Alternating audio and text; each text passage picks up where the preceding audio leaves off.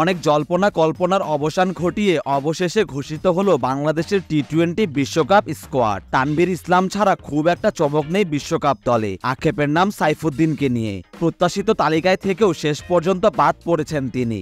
বাংলাদেশ দলে আছেন বেশ কয়েকজন তরুণ যারা এবারই প্রথম বিশ্বকাপে অংশ নিচ্ছেন। গত বিশ্বকাপের স্কোয়াডে থাকা 6 জনই নেই এবারের বিশ্বকাপে।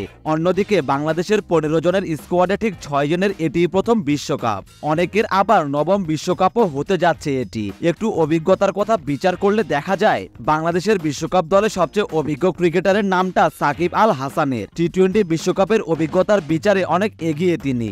আমেরিকা ওয়েস্ট ইন্ডিজের মাটিতে অনুষ্ঠিতব্য টি-20 বিশ্বকাপটি হতে যাচ্ছে তার নবম বিশ্বকাপ।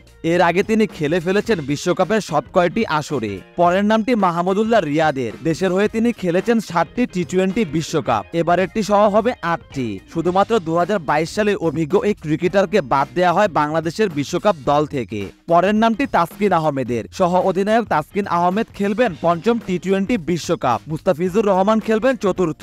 একইভাবে সৌম্য সরকারও খেলবেন নিজের 4র্থ বিশ্বকাপ। লিটন দাস ও বাঁহাতি পেসার শরীফুল ইসলাম খেলবেন 3য় বিশ্বকাপ। বাংলাদেশ অধিনায়ক এই তালিকায় একটু পিছিয়েই, তিনি খেলবেন 2য় বিশ্বকাপ। শেখ মেহেদীও খেলবেন নিজের 2য় বিশ্বকাপ।